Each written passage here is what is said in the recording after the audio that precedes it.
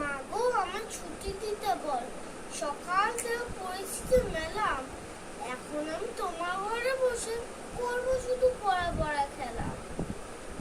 তুমি বলছো দুপুর এখন সবে, না হয় যেন সত্যি হলো তাই। একদিন কি দুপুরবেলা হলে বিকেল হলে মনে করতে নাই, আমি তো বেশ ভাবতে পারি মনে।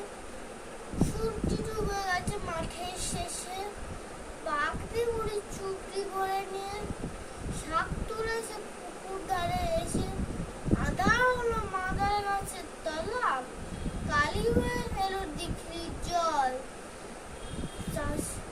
মাঠের থেকে এলো সবাই ফিরে, হাটের থেকে এলো চাষির দল।